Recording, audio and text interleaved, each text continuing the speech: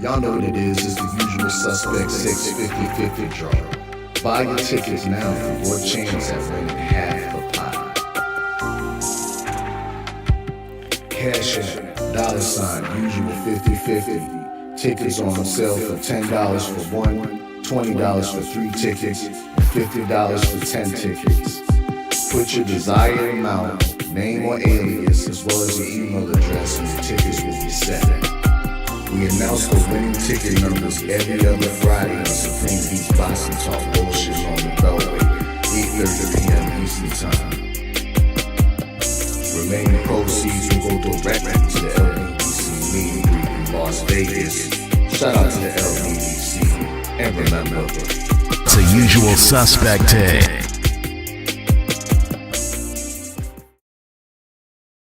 Y'all know what it is, it's the Find the Boxer game. Purchase a box for a chance at winning $500. One of 54 boxes has a missing boxer inside.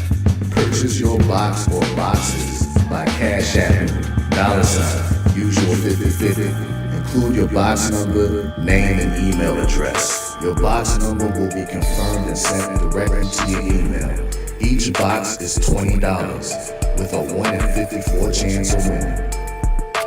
Remaining proceeds will go directly to the LBDC meet and greet in Las Vegas. Shout out to the LBDC, and remember, it's a usual suspect day.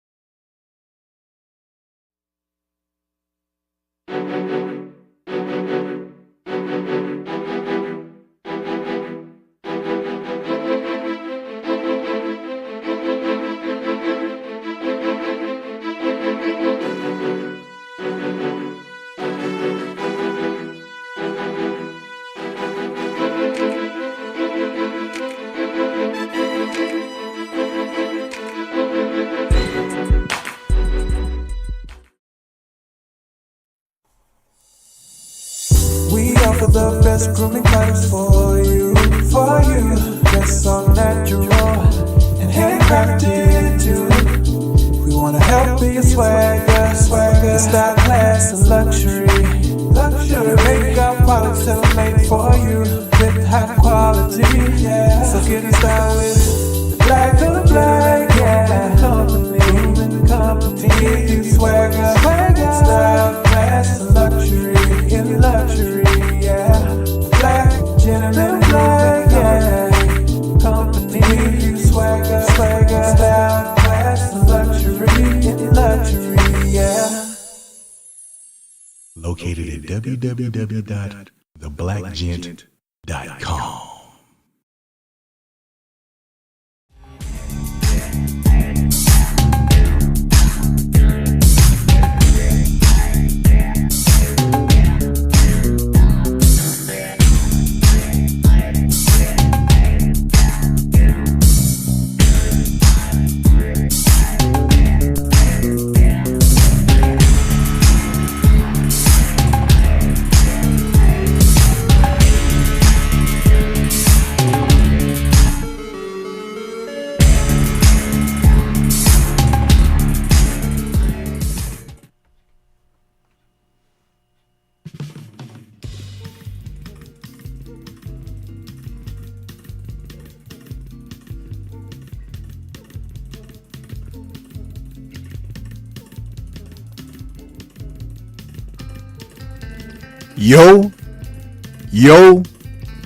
Yo. What's good? What's good? It's Stormybman, and I am back. Welcoming you to Answering the Bell with Stormybman, our Sunday morning call-in show for this Sunday, May 4th, 2025. This is 165 in the series of Sunday call-ins, and we're titling this one Weekend of Boxing, Fatal Fury, and the Monster. Yeah! So we're going to talk about this weekend from Friday through today. This evening, we were inundated with the sport of boxing. 2 more Fatal Fury cards, which were Friday and Saturday, to make it a trifecta from last weekend, where Fatal Fury out of Tottenham, the UK, kicking off with Eubank Jr. versus Ben. And then this Friday, we had the Garcia versus Romero headlined card from Times Square, New York City. And then yesterday, from Riyadh, Saudi Arabia, the first appearance outside internationally for the so-called face of boxing, Canelo Alvarez, as he headlined a card taking on William School for a return opportunity to become undisputed at 168 pounds, super middleweight once again.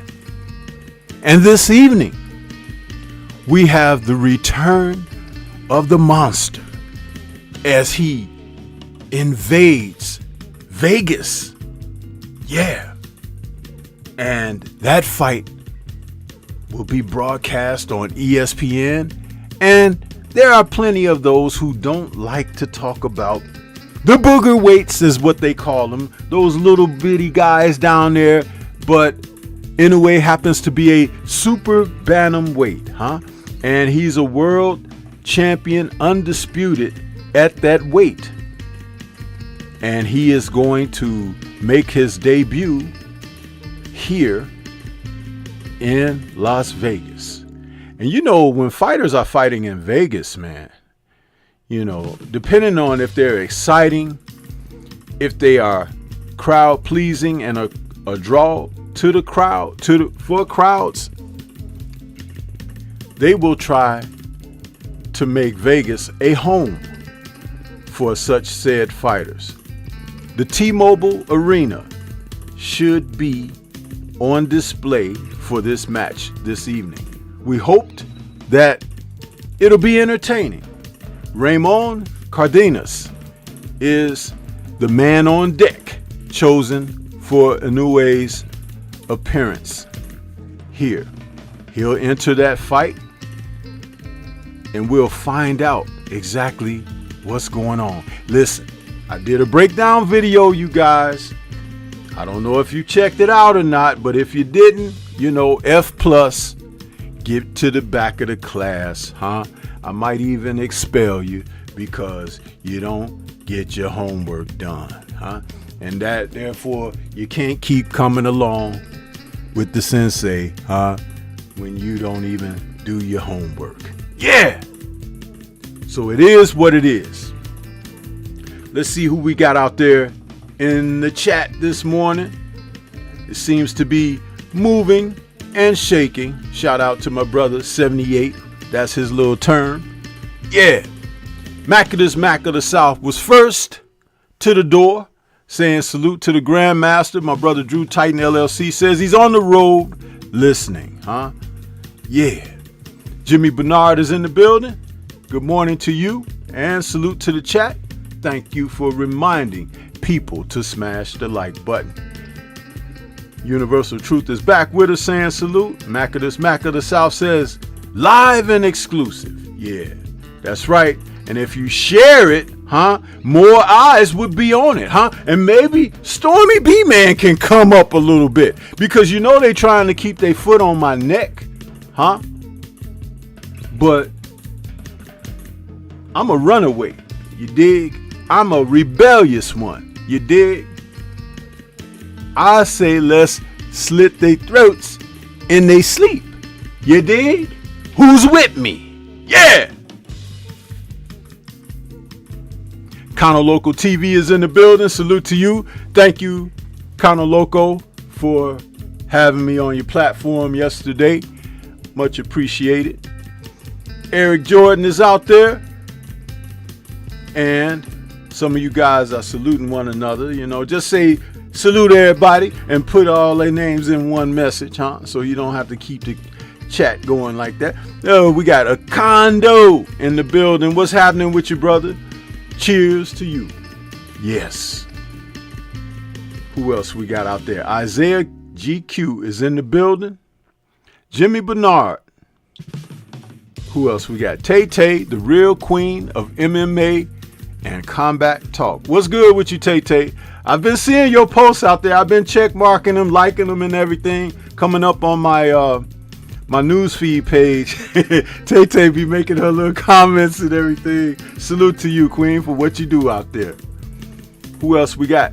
Shamar, Rashawn Shalom. I have to say your name slowly because it's a tongue twister for Stormybman. You know, I'm a slow speaking person. I have a slow drawl to my speech.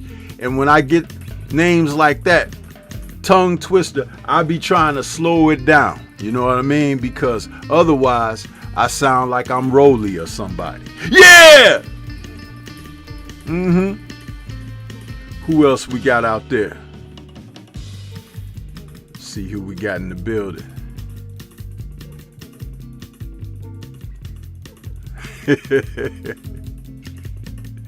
Yeah, buddy. See some of y'all saluting one another. That's all good. Brother EJ is out there with that Cash App donation, man. We appreciate you, brother. See what we got here. He says, F+, get to the back of the MFing class. You better believe it. Failed you have. In the words of Yoda. You dig? Thank you so much, EJ, for your donation, brother. And your support. You see, if I could just have a handful of supporters like my brother EJ, I'd be fine. But no, most of y'all want to sit up there, huh?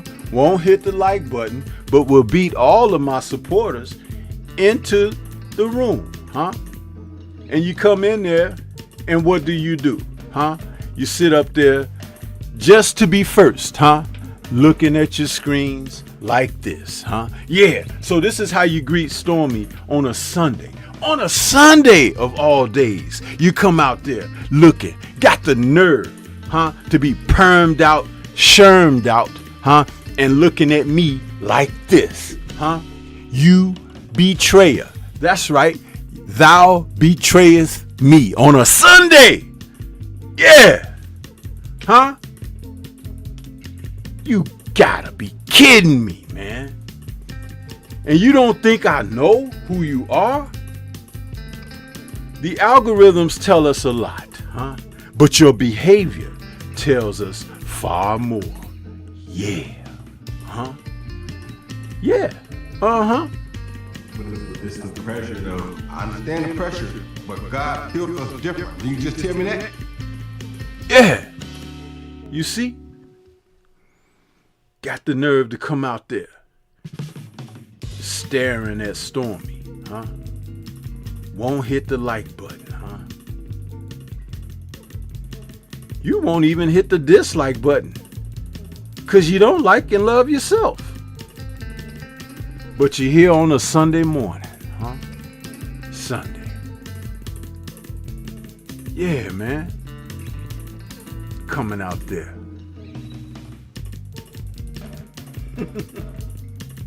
I think I'll leave Snoop up there to stare back at y'all a little bit for a few, huh? Because it's obvious that, you know,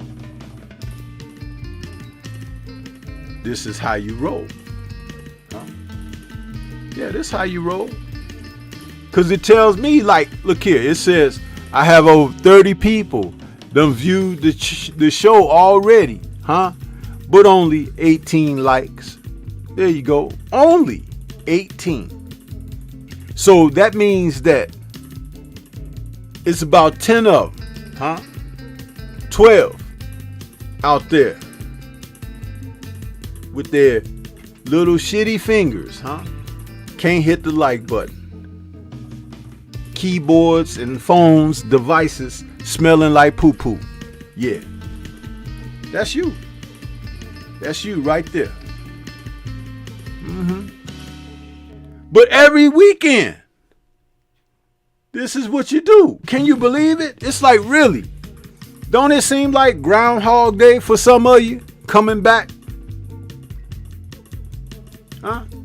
How many of you done washed your butt this morning, huh? Before you even sit down to try to tune in to me. Brushed your fangs, huh? How many? Huh? Combed your nappy heads. And I can say nappy heads because I seen you, huh? I seen you outside in the public, huh?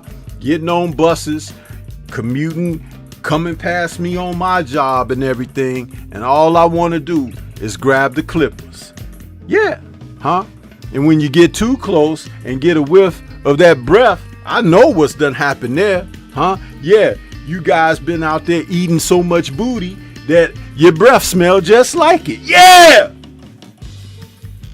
But you come out here and won't hit my like button and be looking at me like what's on your screen right there, huh? You got a lot of nerve, huh? F+ to you as well.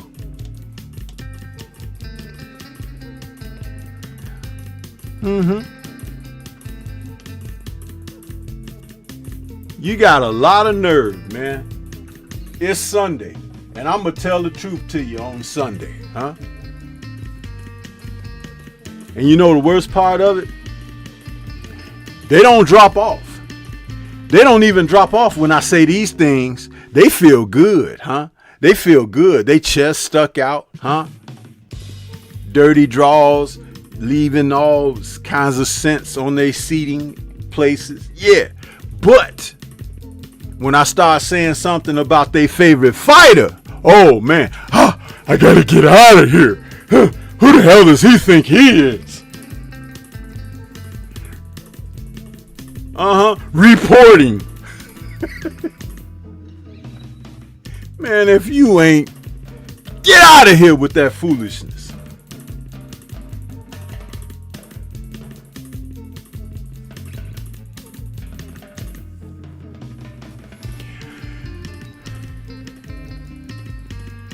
That's right.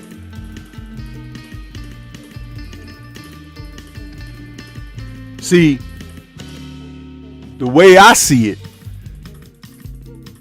I'm your worst nightmare, huh?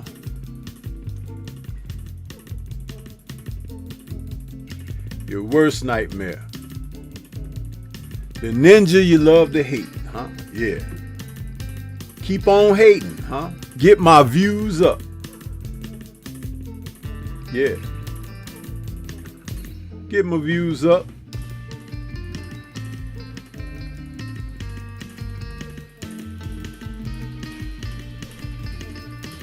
Mr. Shelton is out there. What's good with you, Mr. Shelton?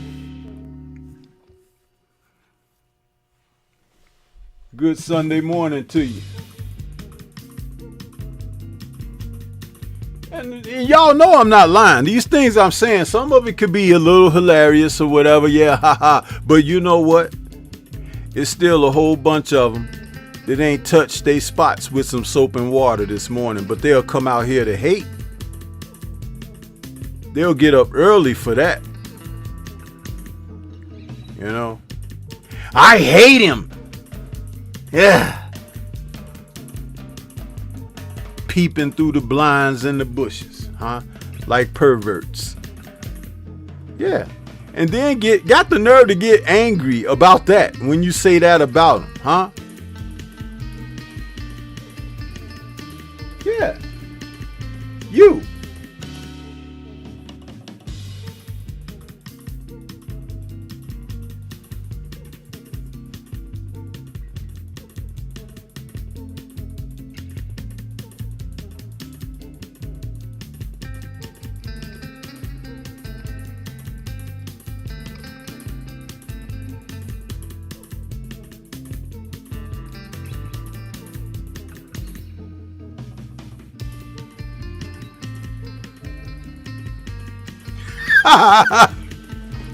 Salute to Main Biker. He says Cinco de Mayo is canceled this year. All the Mexicans lost.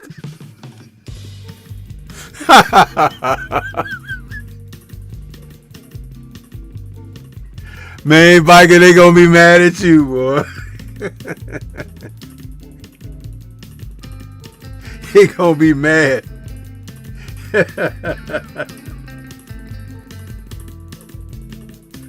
Oh man.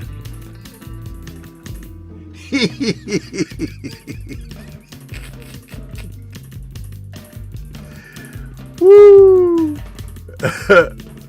Oh man. I can't help but crack up off of that one, man. But I'll tell you one thing though.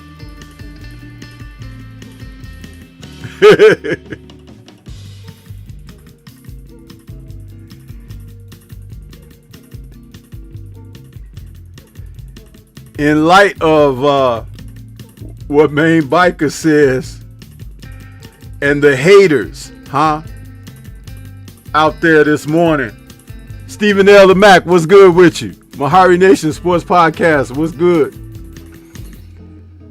They didn't like this part though, you guys. So you know I gotta play it, huh? They didn't like it. But King Rye, huh? Was put right on his ass, huh? So just a little bit of something for y'all.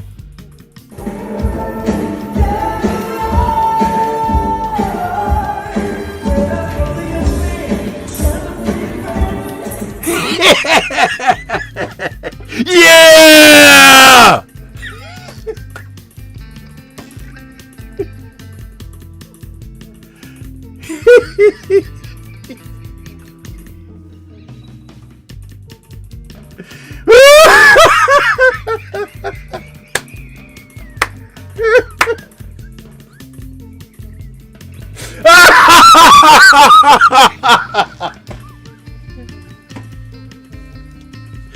Woo!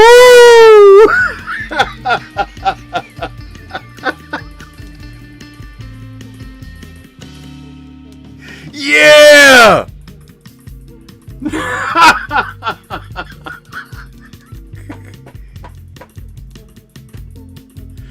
Yeah, man.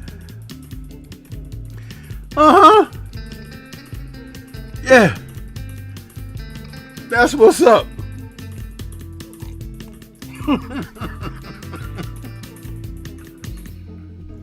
Oh. You see, you gotta get up early, huh? That's why I say, you can't come in here half sleep, cause I'm always as sharp as that Ginsu, huh? Or that samurai katana, yeah.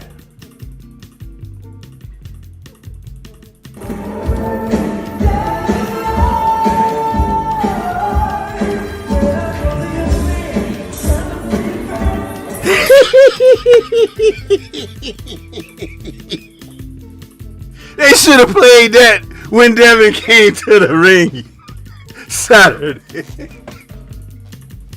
Yeah, that's right.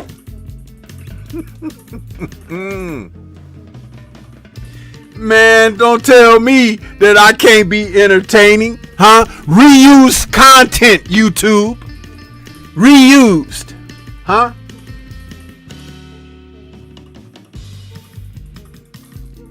Acondo says, breaking. Ryan was last seen standing at the edge of the bridge. Nobody pushed him? Yeah. Yeah.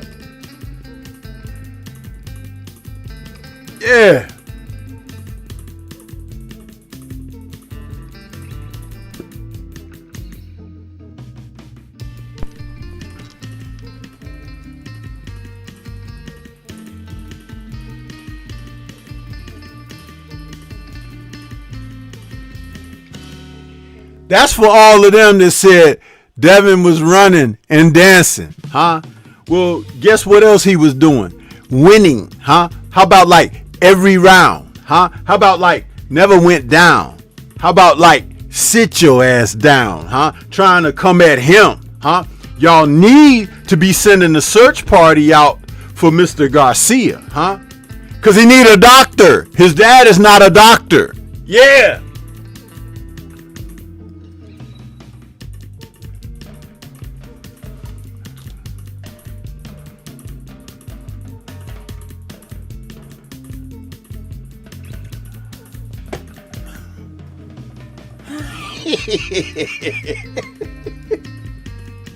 Yeah. Woo. Huh? Fatal Fury Friday night, huh? From Times Square. What can we say, people? What can we say, huh? All I know is I am entertained. Entertained.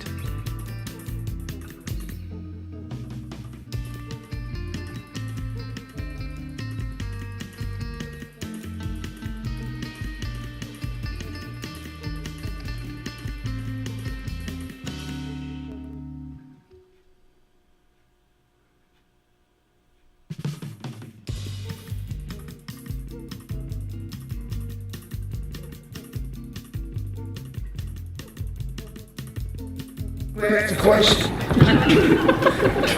it ain't even worth asking because it was a one-way deal. It only one man controlled it. And that was Devin Haney. That was for anybody who wanted to ask if they didn't see how did the Haney Ramirez fight go, huh? Yeah.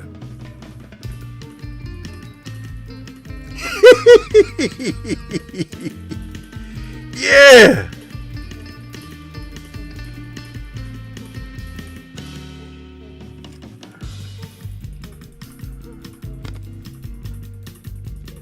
Yeah, man.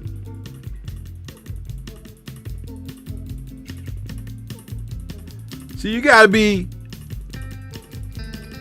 hot on the ticket for these people this morning, huh?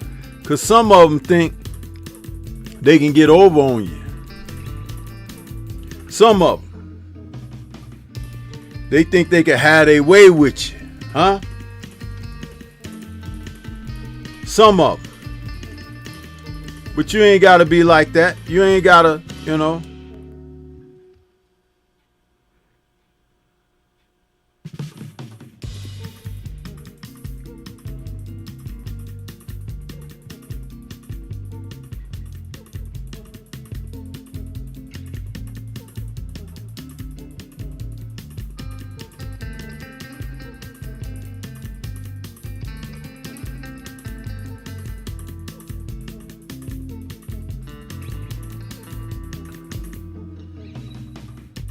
Yeah. Anyway. So the call lines is open. Call lines is open. And salute to my brother A Weapons, who adorned Stormy with his attire. My emblem background that you see behind me there that's animated. That's all due to my brother A Weapons, huh? Yeah. The design is in full effect. But this one right here, this is all me, huh? The Sensei mug. You better get you one while you can. You see that with that crest on there? I designed it. The two swords with the boxing gloves over it. Yeah, the Sensei. Get you one while they last, huh? Holds your beverage, whether it be hot or cold, huh? Excellent. Excellent. Call lines are now open. You can call in and let Stormy know your thoughts about the Fatal Fury promotions, huh? We can reach back to last week. We could talk about the ones for this week. This weekend. Yeah. Because, I mean, you know, like I said, Ben and Eubank Jr., they kicked it off. And boy, did they do a good job. NBA D Nice, what's happening with you, brother? I see you out there. Yeah. They kicked that one off. It was like, good stuff, man. But I do have to say that one from last night, from Riyadh, huh? In the words of Stone Cold, a whole big old piece of trash. Yeah, that was some crap, huh? Did Canelo, is it me, you guys?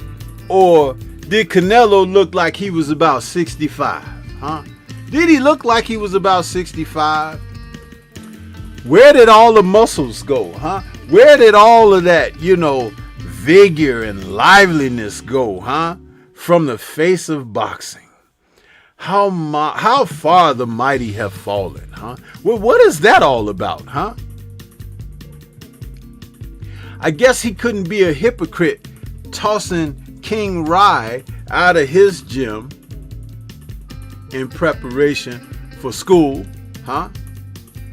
And he couldn't show up with his own, huh? Heebie-jeebies coursing through his veins. Because over there in Riyadh, hey, you can't do that over here, son. But he looked about 65, didn't he? I mean, come on, man. He was like, I was like, somebody get this dude a walker, man. Maybe he could catch up to Skull faster with one of them walkers with the wheels on it, huh?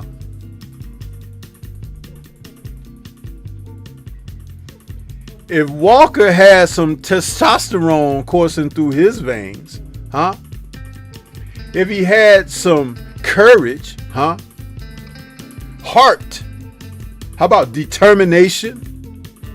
Aggression. A combination of any of those elements. And he could have gone back to Cuba undisputed. Unless he just showed up to be fodder, huh? Yeah, cannon fodder.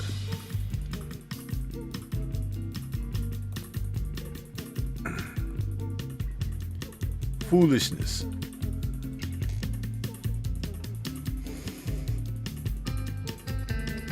Uncommentary with St. Louis out there. What's good with you? Texas T346. Salute. That's right, Kano.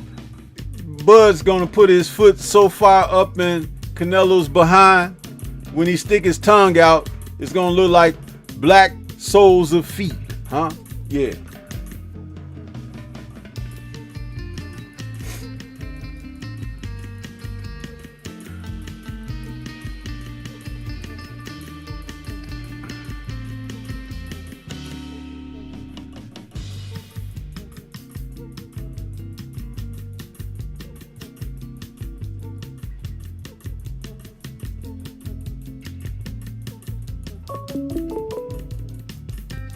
That was me testing the line, people. I just want to make sure it's working, because some people may try to say, "Oh, I tried to call Stormy, but I couldn't get through." Huh? That's like saying, "My dog ate my homework." Yeah.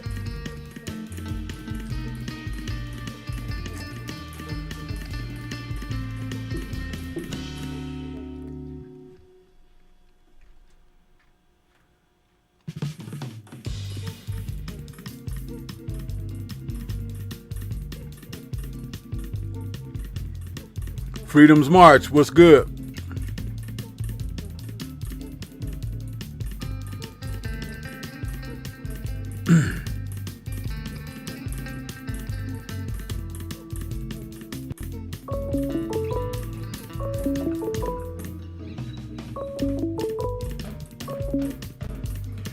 Okay, we got 904 in the building. Who's calling? What's on your mind? Welcome to the show. This is Acondo. What's going on, Sensei? Hey, Acondo, what's happening with you, brother? How you feel this Sunday morning? Oh, I'm feeling good. Feeling good. God is good, brother. That's good. I mean, what a great weekend on so many levels. I could say justice. I could say all that in one package. But it's been a great weekend in Boston. Yeah, it was one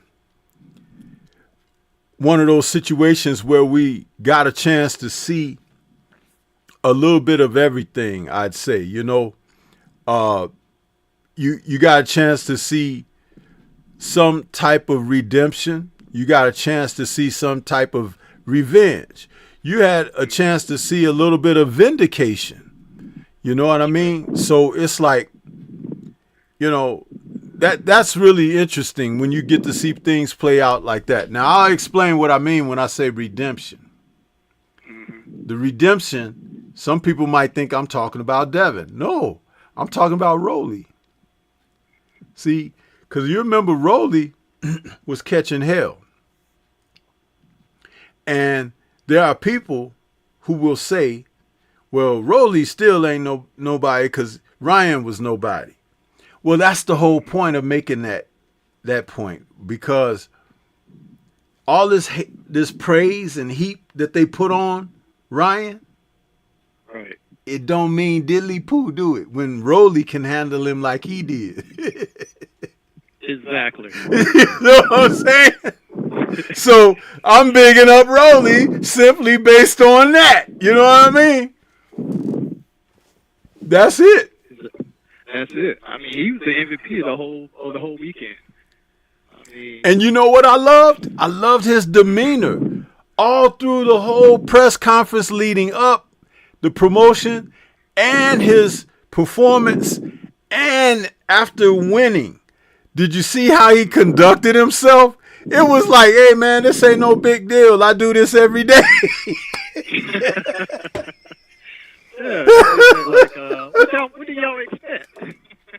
I love that, man. It was like, he was so cool. It was like, what's next? You know what I mean? And then, you seen out there where people been posting on the YouTube and stuff, Ryan getting in the car crying and stuff. Oh man, I played that all morning. I kept that on rewind. It's like that was probably the most satisfying. That's great stuff, man. That's great stuff. Because he went beyond just personal attacks against his fellow comrades or boxers, however you want to say that. Right. But to disrespect George Floyd and disrespect Muslims and just disrespect, to say the most disrespectful things like that. That's why I said this is a full package. And full package. You can't make no case for him. You can't make excuses for him. He got to slide down that razor blade into the alcohol bath on his own.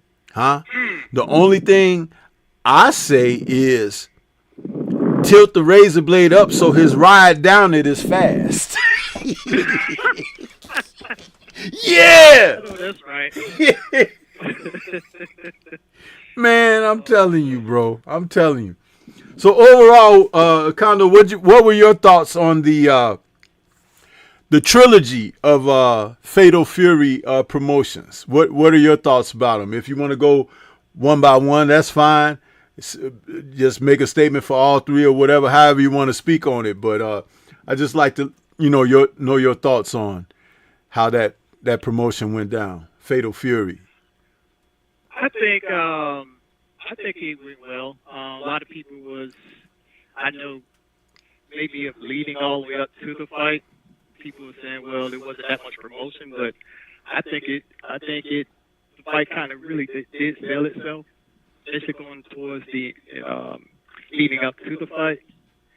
I think the pressers is what sold the fight. Yeah. Some of the little back and forth, and especially with Ryan, and I think what really sold the fight was Ryan and I think Devin, that little exchange they had. Yeah, yeah. I think the lead up was good. Man, it did disappoint.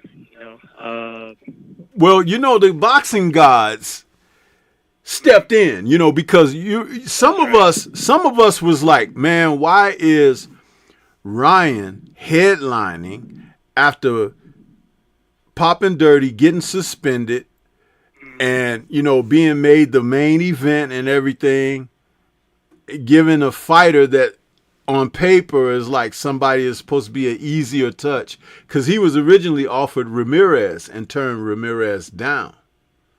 Right. It was Devin that said, cool, I'll fight Ramirez. But Ramirez was originally offered to Ryan first.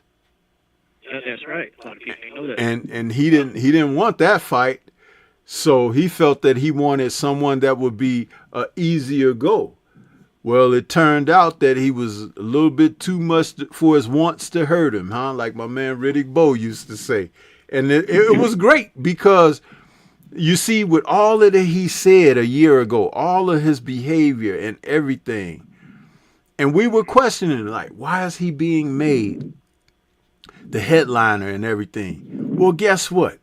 When you're the headliner and you're the main event and you're the man whose face is on the poster first and all of that, the fall from grace to your face is harder, faster, and more furious, such as the name Fatal Fury. How about that, Yeah!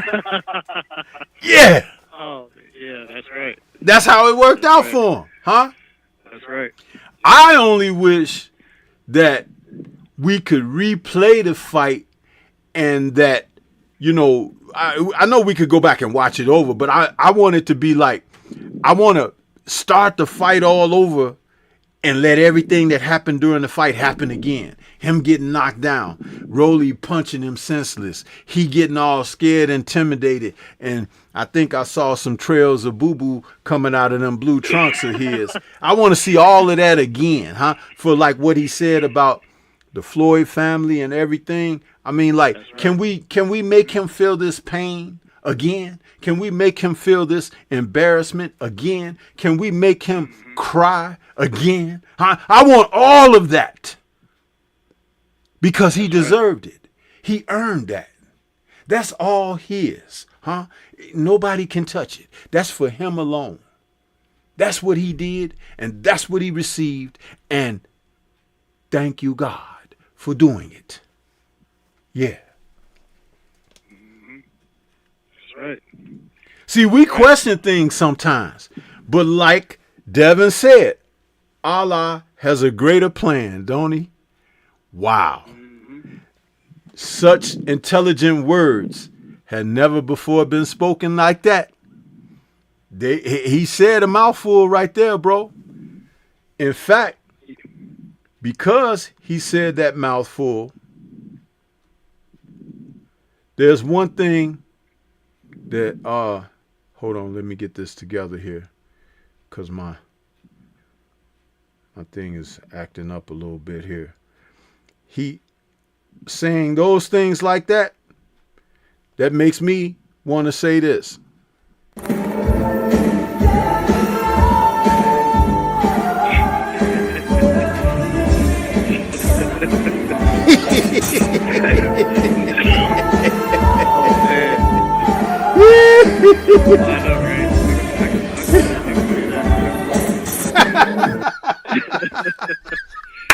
That's just what David did after the fight.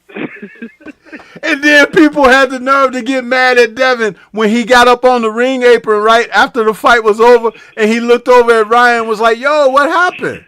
You know, they got mad at Devin. They wasn't even mad at Rolly for kicking Ryan's ass. They was mad at Devin for saying, what happened? He didn't even say, aha, you lost. He didn't even say that. He asked Ryan, yo, what happened, man? We supposed to be, getting ready to mix it up next. You didn't handle your business. They mad at Devin. Yeah. And Rolly is running around saying, praise be to Jesus. And they not mad at Rolly. Boy, this world is twisted, ain't it? It's crazy what we be seeing, man. It is crazy. It's crazy, but it's amazing how everything worked out like that. Because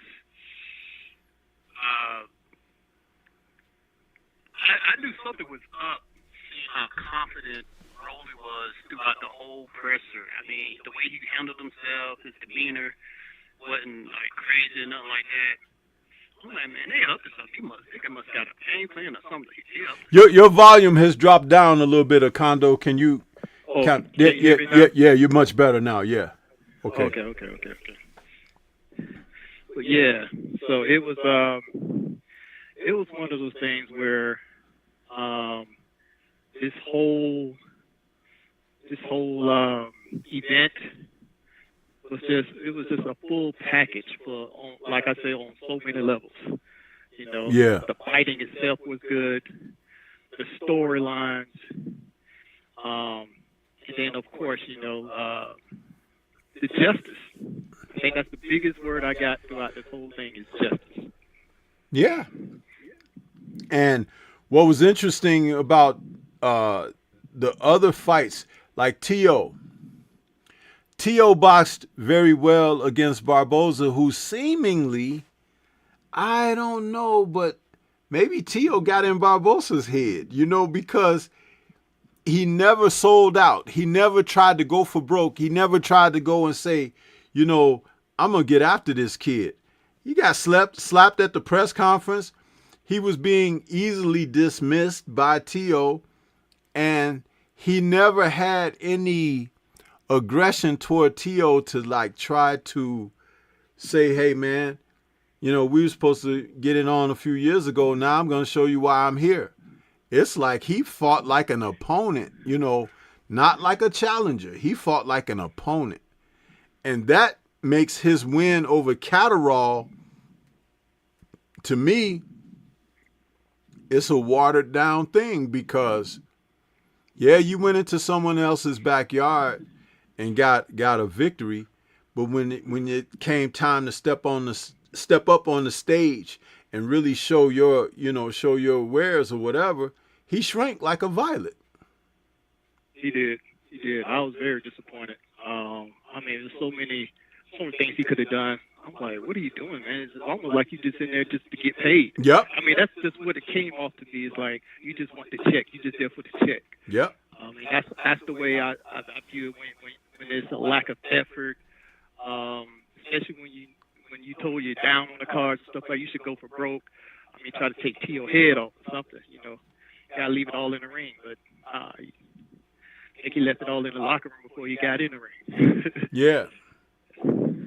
And that makes those fights with guys like Sandor Martin and a couple of others that T.O. fought, Jermaine Ortiz, it makes it look like, you know, those fights were more definitive about where T.O. is than the fight that he had Friday with Barbosa Jr. Barbosa really stunk up the joint, and I think that's the end of the road for him. That doesn't mean he's not going to fight no more, but he has relegated himself to opponent status going forward. And that's quite unfortunate because he had some momentum with the victories that he had incurred, you know. The victory over Ramirez, the victory over Catterall. You're supposed to use that as a launch pad, man. It's like, this is my time. He fought nothing like that whatsoever. None whatsoever. I mean, it looked like, hey, I'm just here. That's what it looked like to me. Yeah. And I was very disappointed. Very, very, very disappointed. You know, I wanted, if he was going to win that, he would have had to earn that. Right. And see, what happened is he let T.O., you know, the first round, T.O. boxed and moved, and, you know, obvious is separation in hand speed and even foot speed.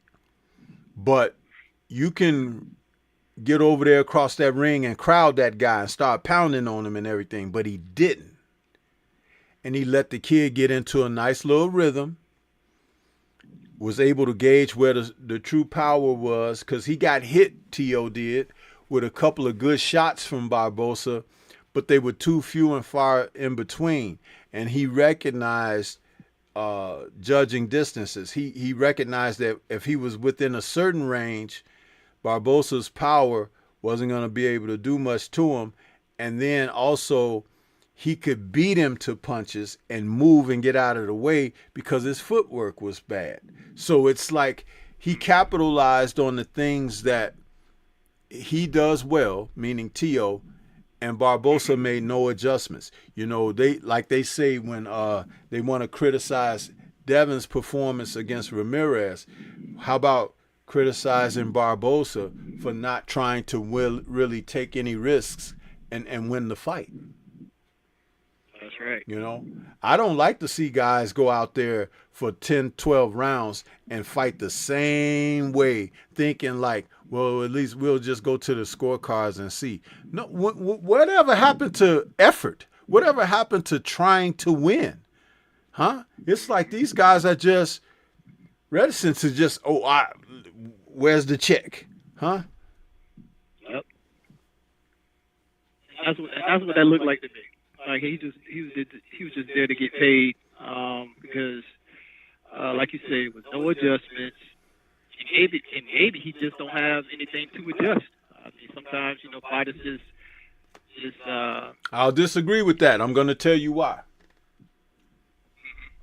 Just the week before, we saw Conor Benn and Chris Eubank Jr., two young men who fought beyond anything you had seen from them prior to that in their careers against one another.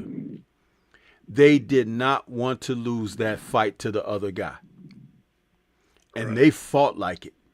They fought like something was at stake. They fought like they had passion. And like I said, for that fight. And the thing about it is, both of them probably didn't even know they had that in them, but their motivations for why they did what they did, that's where the drama of the sport came in, and that's what made people feel the heat of what was transpiring and why the audience got so mesmerized with what took place. You see,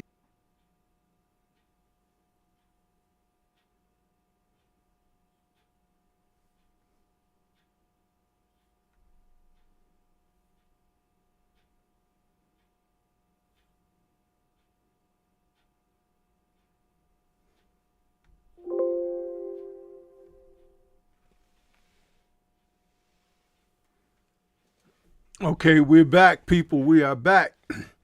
There was a power surge that was for my neighborhood. It wasn't just my home. Something happened.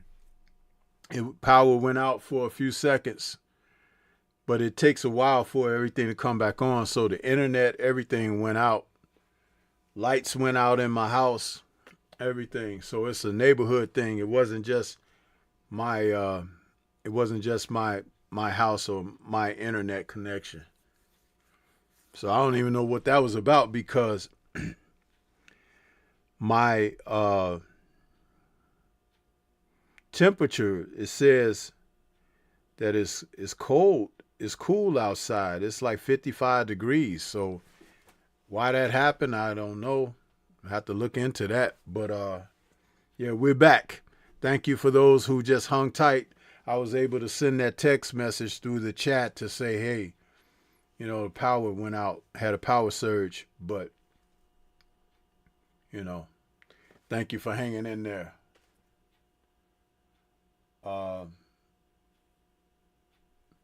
We were talking, Acondo and I. Acondo, if you want to try calling back in, you can give that a try right now.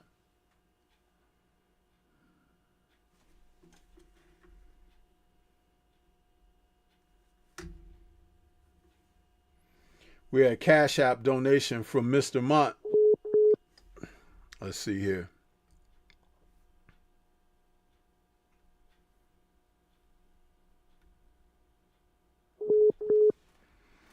Okay, Acondo, you there? Yeah, this me. Okay, yeah. Sorry about that. That was a neighborhood thing. It's just a power outage. It just went out for a few seconds, you know, like a surge. And yeah, that happens a lot over here too, especially when it because where I live at, it don't have a big power plant. Yeah.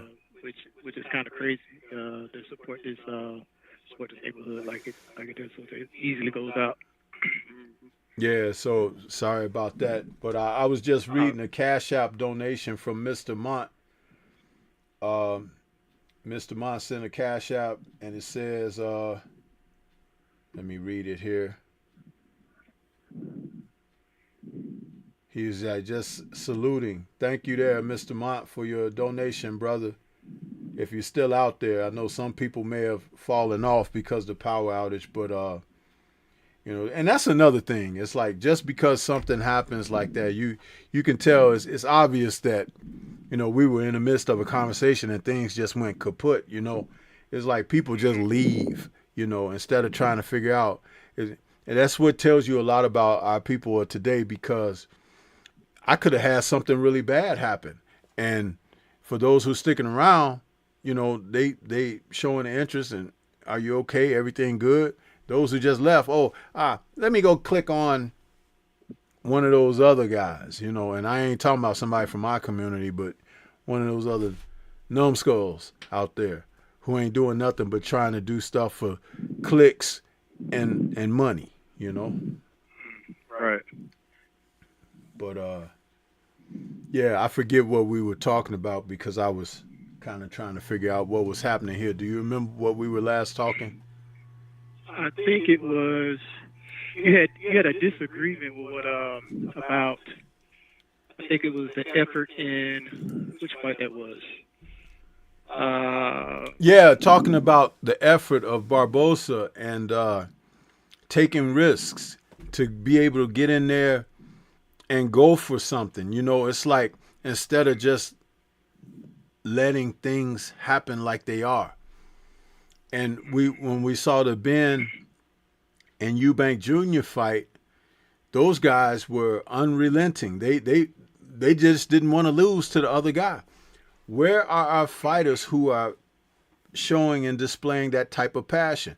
And for anybody that says, well, you know, Tio and Barbosa didn't have that type of rivalry or whatever, but was it not for Tio's belt? Huh? I mean, that's true. I mean, I said you want it.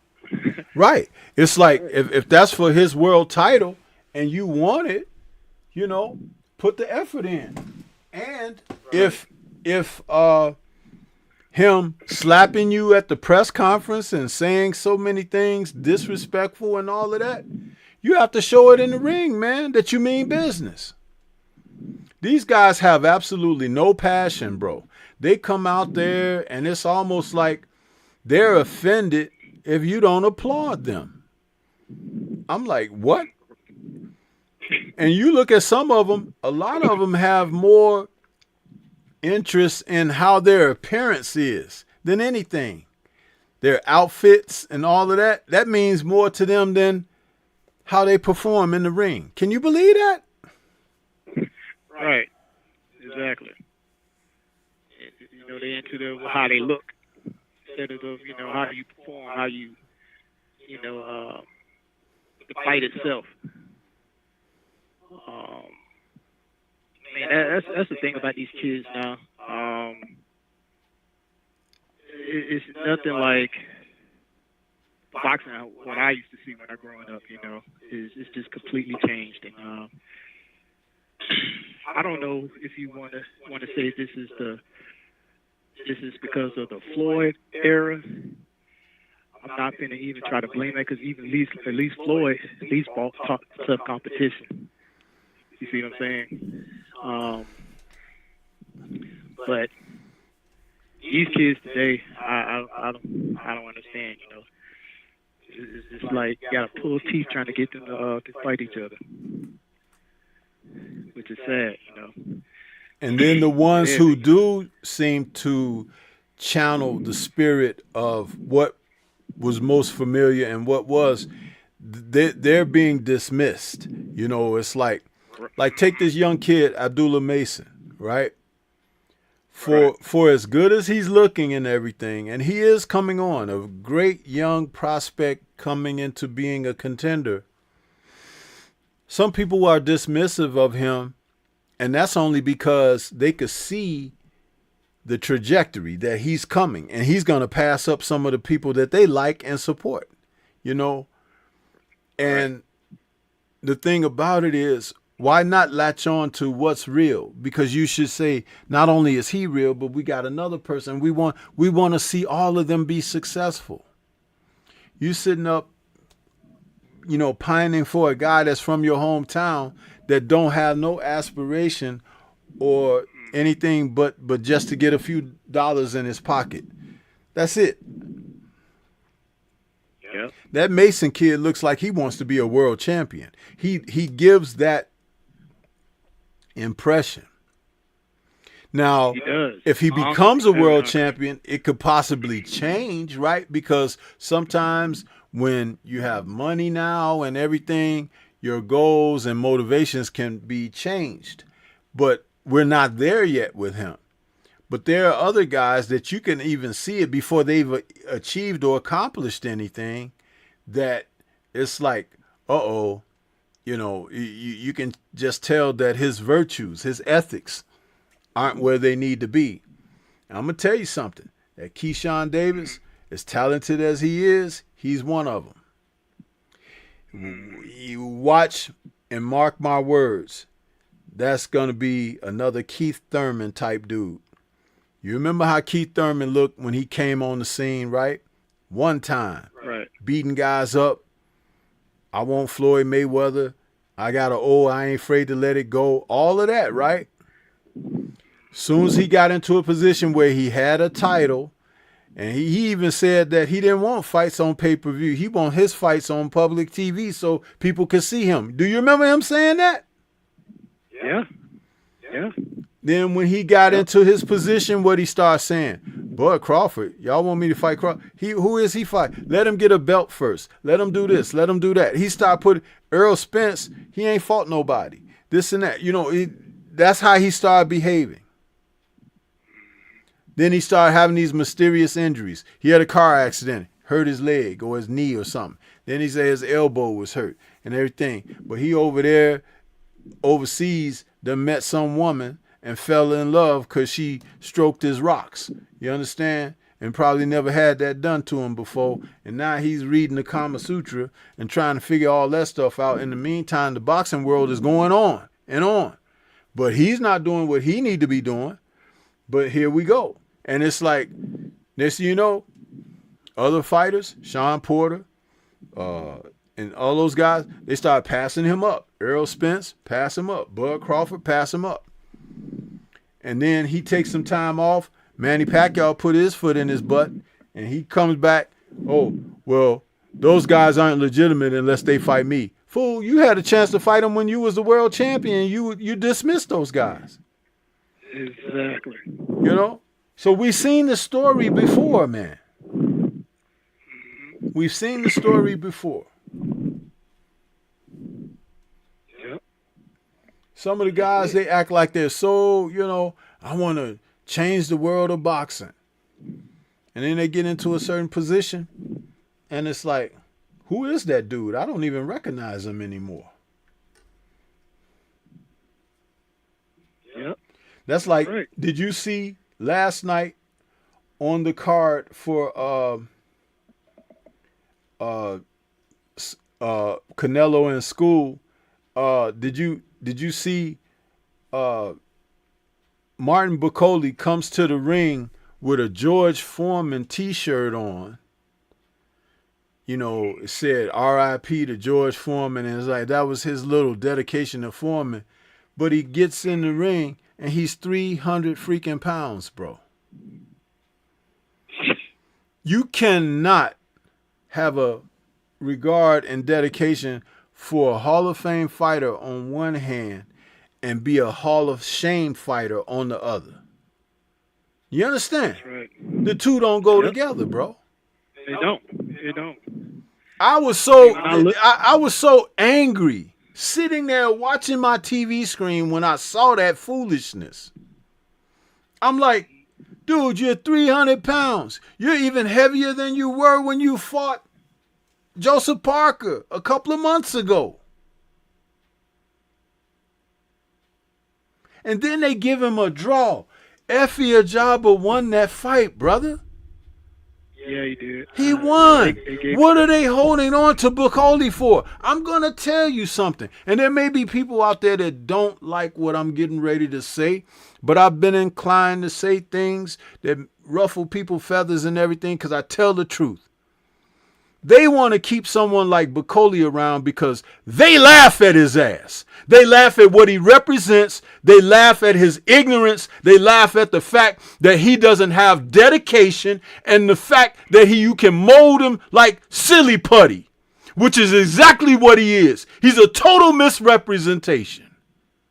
And they keep people like that in the graces because they know that when you have serious people, like at one time when we had Deontay Wilder, right? And he said, one face, one name, one champion. And he says to Radio Raheem, what do you mean your people? They're your people too, huh? They was like, oh, no, we can't have this. We got to get rid of that guy. You know why? Because that's an awe-inspiring person. Ali was like that too. Ali was an awe-inspiring person. They took his license from him because he wouldn't step forward when his name was called for the draft. But he had signed up for the draft and took the test and failed. They declassified him as unacceptable because he had a grade school education, Muhammad Ali. But when he stood on stage and he said that the black man is the first one, and he said, I'm pretty, and he said, I'm the baddest in the world, I'm the greatest, and that, they was like, oh, he need to be humbled. Change his draft status to A, and we're going to send his ass over to Vietnam. And if he had gone to Vietnam, what they were going to do? Friendly fire. Huh? Yeah. But see, he wasn't supposed to be smart enough to understand those things. And what did he say? Conscientious objector. My religious beliefs will not allow me to go thousands of miles to another land just to beat down and kill another nation of people of color and of low stature.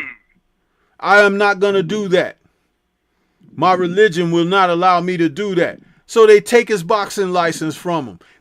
They threaten him with prison time. He didn't end up serving prison time, but it was right there at the edge for him, because they were talking about giving him 5 to 10 years in prison. So it's like over his draft status, in which originally he was declared unfit. All of a sudden they declared him fit because they didn't like how he was talking. You understand? That's right. That's right. And so, see, but when you know your history, you don't have to repeat the foolishness. But we got people out here who repeat it every day. And Martin Bacoli is a disgrace. I don't care how good people think he might be as a fighter. He runs around here and he say out of his own mouth, Jesus this and Jesus that. He does. And he might think he is a religious man. But where is his dedication to his craft? You're coming in 300 plus pounds. You're fat. You're out of shape. And for him to lose the fight would have sent a message to his fat ass, and he would have gone back to the gym and said, let me rededicate myself. I got here. But by giving him a draw, you're telling him he's as good as Effie Ajaba. And Effie Ajaba comes in there in shape, ready to go. That's that damn everybody get a trophy type deal. You can't see it playing out. This is exactly what that is. You're awarding mediocrity. And then you're trying to tell people, well, you know, that's boxing. No, that's an agenda, brother. Gotta be. I mean, you coming in there 300 pounds, that means you didn't do nothing in camp. Exactly. I mean, I'm trying to figure out, I mean, what did he do? Just went straight to Burger King and straight to the ring? I'm trying to figure out, what did he do? To be that big, I mean, like, you put in no type of... you could not get in the ring with Lennox Lewis looking like that and be successful. You could not get in the ring with Evander Holyfield like that and be successful. You couldn't get in the ring with any of the all-time greats. George Foreman in his prime, Ali, Frazier, Norton, Larry Holmes. None of them guys could you get in the ring with like that and compete with them. Like even Buster Douglas. He never got past Buster Douglas. No. Yeah. And that's an insult. See, it's an insult to the intelligence of someone who's elevated beyond the foolishness that they show you all the time. That guy, he did not deserve a draw. He didn't. No, he did. And they gave him that draw that keeps him in the loop and everything, and he's taken the place of someone who deserves to be elevated. Like that kid from Russia, that Ajit Kabiel. He's a good fighter. But they're keeping him on the outside.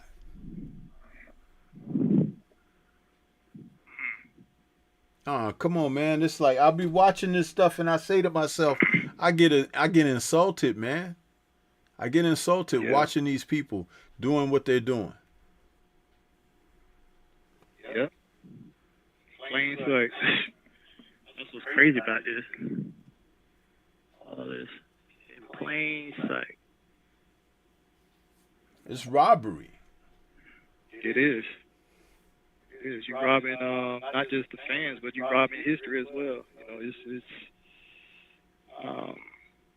it's deep. That's like taking a dude who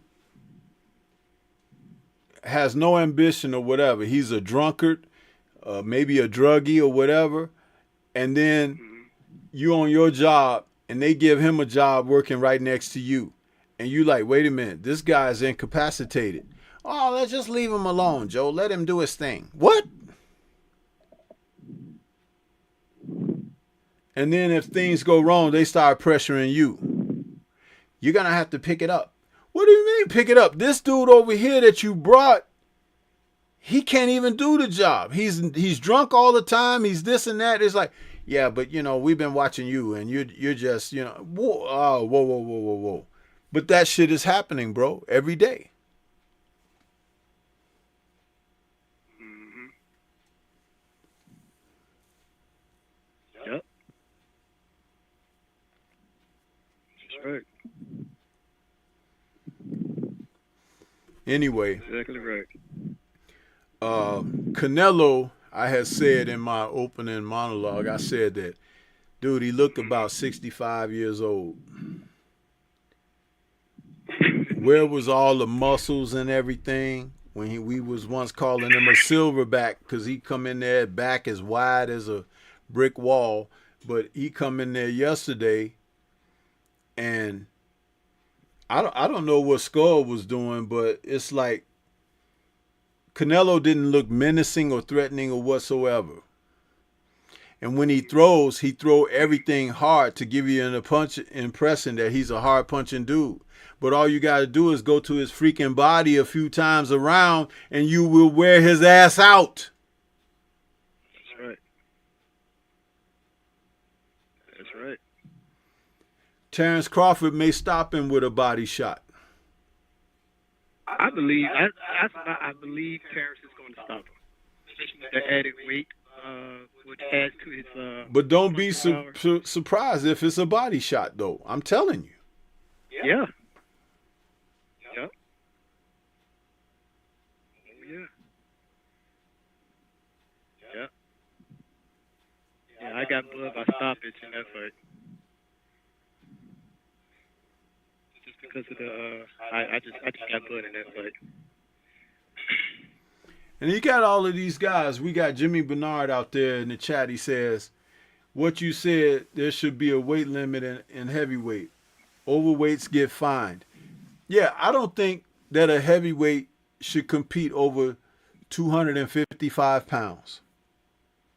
I agree. All of that 300 and 280 and 270 and all of that, that's just a fat, lazy guy who don't want to get himself into shape. That's what that is. Because even the best of the guys at heavyweight were not over 245 pounds. Lennox in his older years was 240 something kind of consistently. But when he first came up, even his first few title defenses, when he became awarded the WBC belt, he was weighing 230, 235.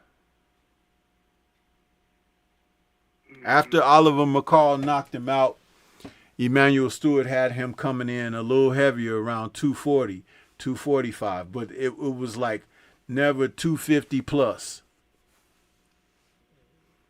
Right. And it's a shame when guys come in like that. When I listened to Joseph Parker when he was training for Daniel Dubois, but it ended up being Bacoli who he fought, he comes in, he said that we're putting on more muscle. Dude, that's freaking fat. I'm looking at you. You could be strong because you're a strong man. But that excess weight does not help you, brother. Not in boxing. You need to trim the fat. You need to trim the muscle because old school boxing coaches didn't want you to have heavy muscles. They wanted you more leaner because with being more lean, you can have more speed. You have better fast twitch opportunities and stuff in your fighting. And muscles weigh more than fat. And what happens with muscles, you can get knots and clots of blood in your muscles. They require much more oxygen and everything. So it's like there is a reason why it was called the sweet science. And that has nothing to do with just somebody boxing technically well. The sweet science applies a great deal of scenarios that make it culminate as such. You got a lot of people that don't understand that. When old fighters were fighting, Joe Louis and Sugar Ray Robinson, Henry Armstrong, even going up to Reuben Hurricane Carter and guys like that, Emil Griffin. When these guys didn't have nutritionists and vitamin coaches and power conditioning coaches and strength and conditioning coaches. They didn't have all that shit. They did exercise, they did road work, and they got their rest, and they trained. They trained hard. Yep. You got all these guys now, that's just to get your money. Fighters make more money than the Joe Lewises and stuff of their day, but then they have now a camp full of entourage people who all getting a piece of your money. Yep. A lot of people ain't got no business being there. And it's like you paying that money out to these guys, and it's like, what are they doing? What are they bringing to enrich your career?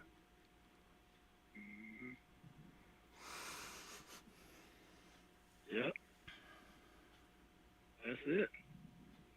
That's what's happened to the sport of today. It's just ain't the same like it was, like you just described how it was back, how it was during the old era, the real era. It's almost disgusting to watch. It is. You know. But see, you don't have enough people talking about it like I'm talking about it. If you had more people, because there's platforms far bigger than me, right?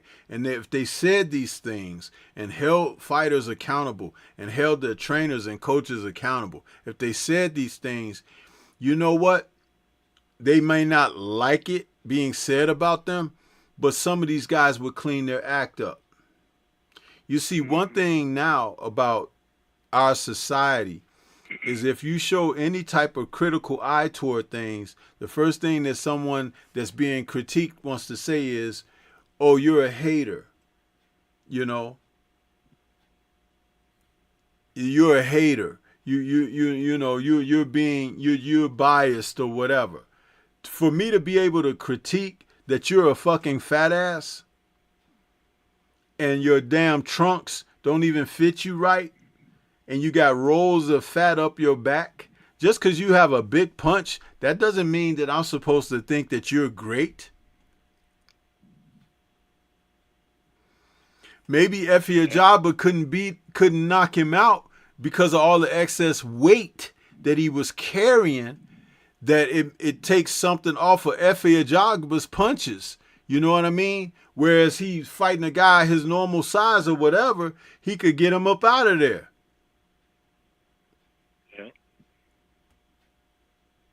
Yeah, that's it. That's it. I mean, a lot of people don't know. I mean, conditioning, having a proper weight, like you said, a proper mass, not just, you got to be careful how much muscle mass you put on, and it just has to be, you have to have a balance. But especially you have to have the endurance, because you have to expect to go 12 rounds. And if you can't even get past 3 rounds, you already.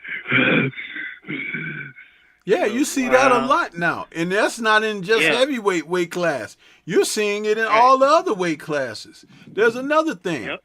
Guys are trimming down or cutting weight down to fight at what I term an artificial weight. In other words, you're walking around at 180 pounds, right? Mm-hmm. But then you'll shrink yourself down to be able to fight at 147 or possibly 140. You're damn near dying on the scale, but you're fighting down there because when you rehydrate, you're at least a minimum of 25 pounds heavier than the other guy. That's cheating. Yep. If you're walking around at 180 pounds, you probably should be fighting at light heavyweight, or at the least super middleweight. Mm-hmm. But not at middleweight or junior middleweight. Get the fuck out of here. Not at welterweight. No. Right. You should be within 10 pounds of your fight weight. 10 to 12 pounds when you start a camp. because all that means is that you're restricting your diet and you're starting to go into your exercise mode. And when you do that, you're going to be in shape within a couple of weeks, right? Yeah, that's right. So what are they doing? This guy was bigger, Bukoli. He was bigger than the last time he fought against Parker. That's ridiculous, man. I mean, it goes to show you there's no dedication. It seems like his heart not even in it. When you come in there like that with no discipline and no type, no effort in trying to condition yourself, it seems like you're there for the check. You don't care, and whatever the decision is, you're like, oh, okay, cool, oh, I got the draw, oh, okay.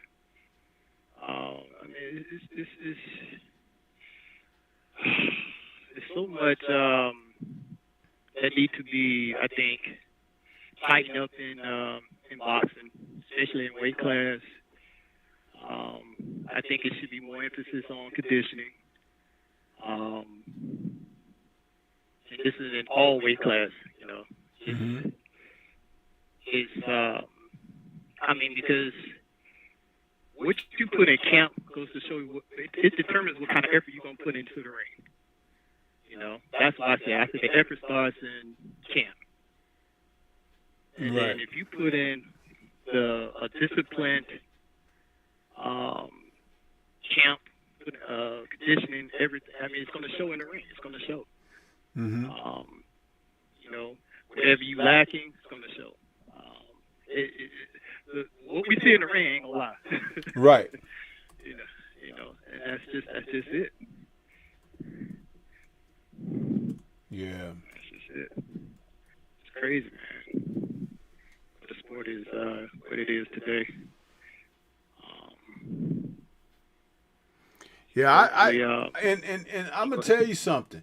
That's why we should be more inclined to be supportive of the guys who are doing it right, man.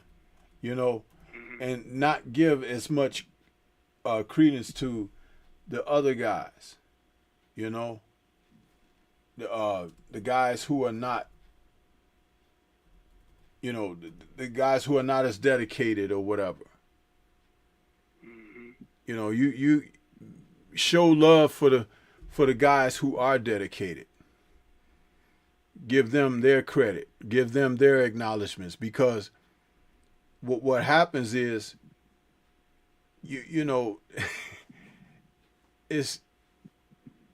it's like putting, like, you have a vase with flowers and they blooming and they look beautiful and everything, but the old flowers that have died and everything, you set the new flowers right next to them.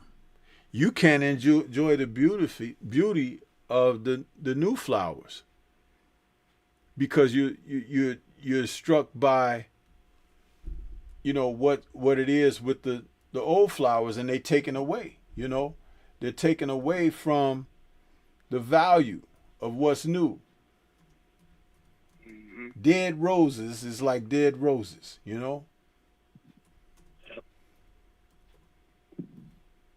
And if you don't say it, people try to pretend like, oh, well, it's not really like that and this and that. No, yes, it is. It is really like that.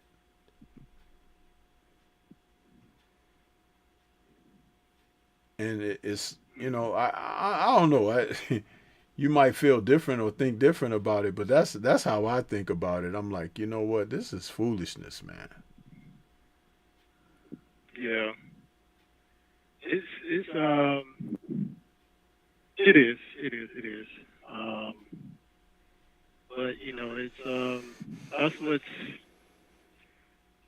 I guess that's what makes the sport. We don't have people that are, the fighters themselves. The disciplined and the undisciplined. That's, the tail of the tape is always going to show. And then us as fans, we have to be even just as much as accountable as the fighters. You know, we try to make the fighters, you know, accountable, hold them accountable. You know, in their discipline. Right. It's just the sport right now. It's like a, how can I say it? It's like a crazy emotion with the sport. Like, we got some good fights coming up. We got some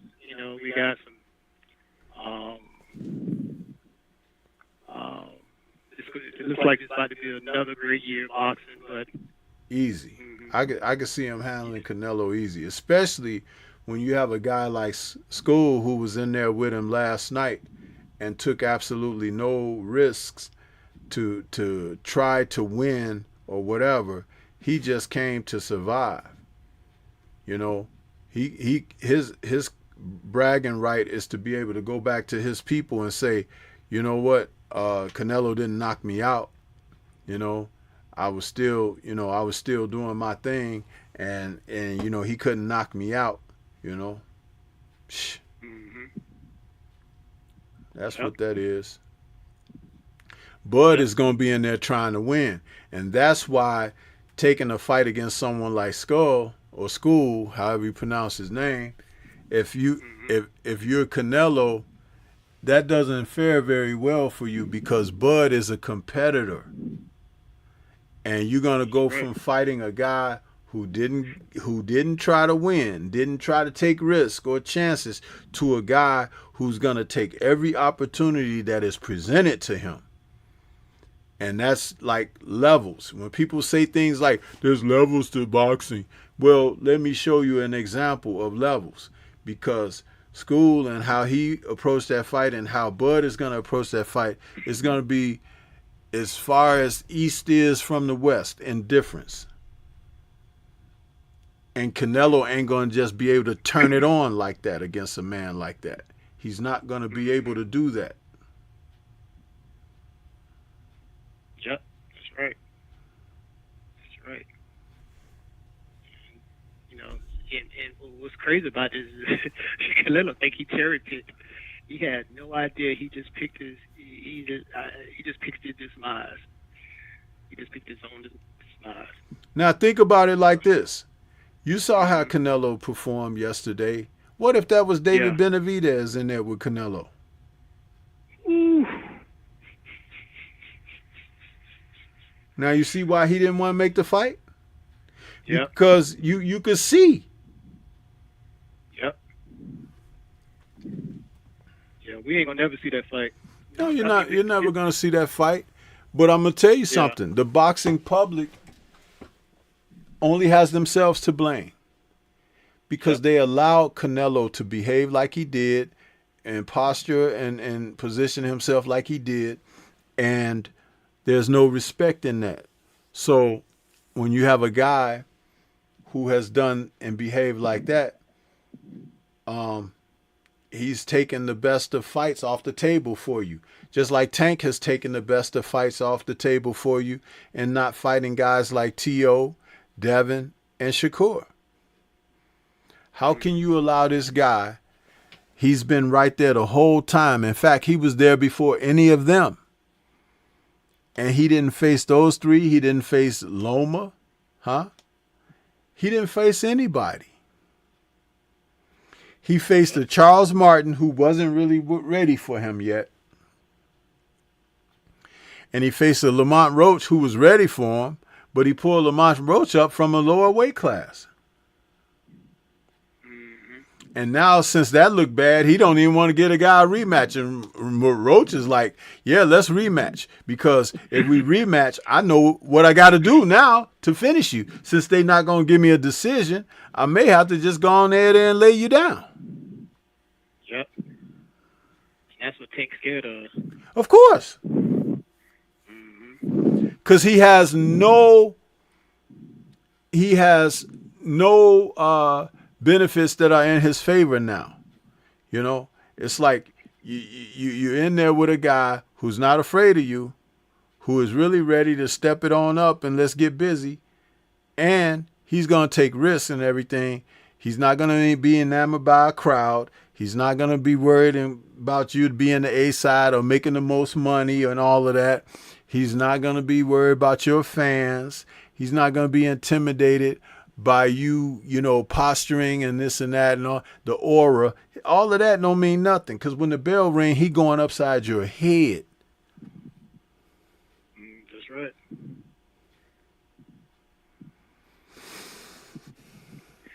And you got the blueprint, and they're gonna make adjustments from the previous fight. Yeah. Which, like you say, because of what happened in the first fight, he's like, well, so I'm gonna have to go ahead and put him down. Exactly. That's the thing, and that's the way a fighter should think going into a rematch opportunity. Yeah. But I'm gonna tell you something. Rematches are supposed to happen like. Okay, last week when we saw the Ben versus Eubank Jr. fight, the way that action played out, people were like, man, I'd like to see that again. That's how a rematch is supposed to be. Not saying I want a rematch out of that particular fight, but I'm giving an example of heightened action, back and forth, all of that, the spirit that the fighters show and all that. That's supposed to be what drives a rematch. You know what drives rematches most these days? Controversial decisions. That's bullshit. Yeah. Why are we getting rematches out of fighters not getting awarded their victories? Because if you award the proper fighter their victory, maybe the guy who lost will go back to the gym, work harder, and work on improving himself. But when you give him draws, and when you give him an opportunity to hold on to a title that he should have lost and things of that nature, what happens is he shrinks his window of consideration for opposition going forward. Oh, I ain't gonna fight nobody like that. Didn't T.O. say that when he fought that Japanese guy that was kind of tall? Oh, I ain't fighting no tall guys no more or whatever. And then Tank Davis, you coming out of this close, tight fight with Roach, it wasn't a draw. Roach won the fight, but you give him a draw, and now he's talking about fighting Jake Paul? Really? He ain't talking about fighting Shakur. He ain't talking about fighting anybody that's good, that's a contemporary of his. He ain't talking about fighting Keyshawn, none of those guys. But it's like we're supposed to just sit back and be like, okay, thank you. Man, get the hell out of here with that foolishness. Exactly.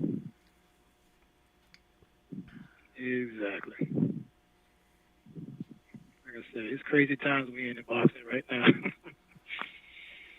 But again, like what we talk about, that's what's to hold fast to, brother, because it's like we're not misleading. We're not doing it in a way where it's like we're giving you falsehoods. I saw a tweet yesterday where one of these other guys was saying stuff about content creators and how we're, it was such a disrespectful comment. And knowing what these guys do, it's like, you got a nerve to say things like that? Man, you crazy. Hold on 1 second there, Akando, 1 second. Okay, we got 6. Hello? Oh. Yeah. Yeah, I was going to try to answer another call, put you on hold. It didn't even work, so it dropped the call. That's why I say I can't take more than one call at a time on here. Somebody else was trying to call. I was going to put you on hold, answer them, see who it was, and then switch back to you and take their call, but it dropped, so don't worry. Oh, okay. Yeah, but, we have to hold these guys accountable, man. And that doesn't mean like, oh, I'm going at so-and-so as a fighter, but tell me, where am I lying about what I'm saying? I'm not.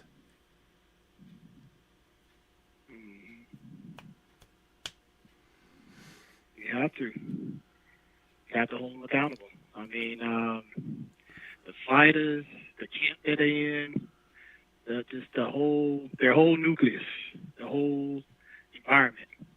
Yeah. Got to hold that whole environment accountable.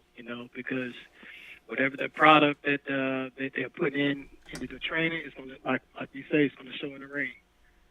We're going to know if you put in effort. We don't know. What you do in the ring, it's not going to lie. And we're going to know whenever you face adversity, how well do you make adjustments? How well do you adjust to making the necessary changes? But all that is all has to be on that one accord. In this sport, because it shows. Yeah. It really shows. Let me take this call, Lacondo. That's the OG, Mr. Mott. Okay. I'll take his call.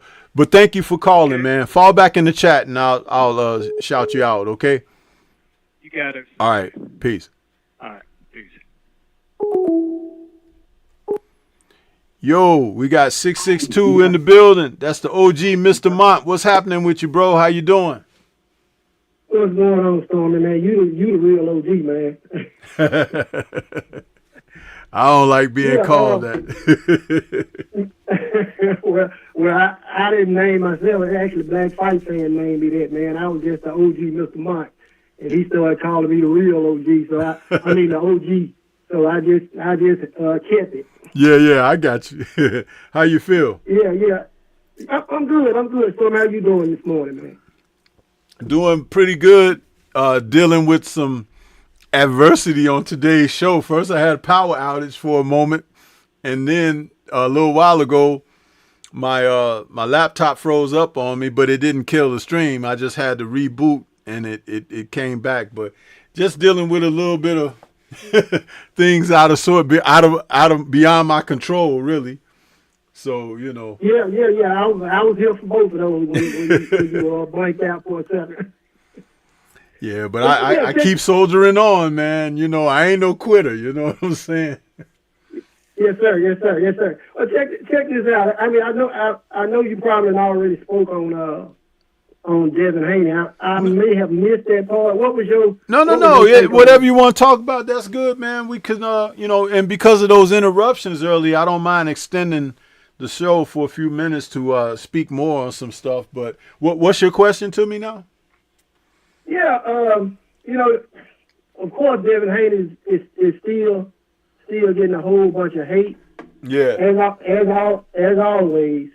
But I know you've been watching boxing for a long time, Stormy, and I'm pretty sure you remember when Devin first started fighting. His first 15, 20 fights. He fought exactly like he fought night before last. Right. That's the way he used to fight. Right. Where couldn't nobody touch him. Right. And it took a while for him to get to that point to where he fights like he fought Loma, how he fought Regis, and several other guys. Right. It took him to build up his confidence and get to that point. Well, you take somebody like that and you cheat him, you use drugs.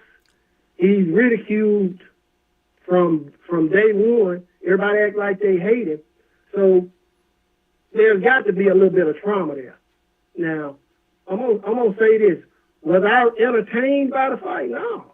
But I was happy. I was so happy that the young man won. And I did see a few little jitters, but that's to be expected. This man has been off a year. He done been mistreated by the media, been mistreated by an abundance of fans. And he was cheated. Right. So he's gonna have to get back to that Devin that we've learned to, see the guy that boxed Regis. The guy that boxed that guy is not gone, Mr. Mott. He's not gone. But I'm gonna tell you something, and this is having really assessed what has gone on. First, allow me to address this thing where the media. Oh my goodness, this is why we are so important with what we do here in the LDBC, man. The media has tried to pass this notion on that, Devin has become the villain, and it's nice to see that he's embraced that role. Get the fuck out of here with that damn speak. Devin is a hero. He has always been a hero. And don't let anyone ever try to take that away. Just like Mexican fight fans like to support Canelo as a hero of theirs, fighters like Devin Haney is a hero to us because he has only sought out being the best fighter that he can be, taking on the most quality of opposition that is available. It's the guys who don't want to face him because of how good he truly is. And when guys have cheated him, like what we saw that took place last April of 2024, the establishment is such. I just said something earlier in this show about the U.S. government going after Ali because he used to say, I'm bad, I'm pretty, I'm the greatest, black is beautiful, all of those things. They was trying to get rid of him. Deontay Wilder said basically the same thing. They got rid of him. Devin represents, even though he's not as boisterous in saying that, his actions in the ring, but he did say, I'm not going to let a white guy beat me, right? That's what he said. And they vilified him for that, but they didn't vilify Ryan Garcia for saying what he said about Mr. George Floyd, R.I.P., and what he said about the Muslims, in which Devin is also a practicing Muslim, right? The disrespect that is there, that they've been allowed to have on one end, but the lack of consistency because of someone being a black man. This is what they do. And so, Devin being a hero, and a hero rises to challenges. A hero will go forth when others may run away.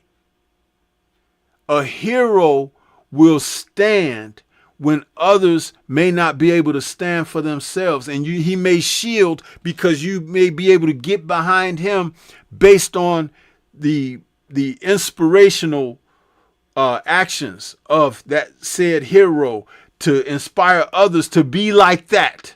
They don't want that for you. So it's a misnomer to hear them say things like, oh, he's become a villain, but it's nice to see he's embracing a villain role. No, the villains have been everything that he has faced in opposition. Yep. And so in the fight against Ramirez, another Mexican fighter who fights flat-footed, but he's a more decorated fighter because he has an Olympic background and he's a two-time world champion and he's a fighter that has earned respect in the sport, not due to ethnic, but due to his fighting abilities. But coming off of the circumstances that Devin met with last year, and he took time off to enjoy his family. He's got a newborn child and everything. So it's like he's coming back from a long layoff, longer than he's had at this point in his career. And he's only still 26 years old. But he comes back and takes the guy that Ryan Garcia refused to take as an offered opponent for this promotion. Devin says, I'll fight him, which means automatically he's facing a guy that is not only of a more elevated status than the last guy he fought in Ryan, and he fought Ryan when Ryan was dirty, in more ways than one. Yeah. But he's taking on a better fighter, a better name, another former champion and a motivated fighter who is coming off of 2 losses. The loss to Arnold Barbosa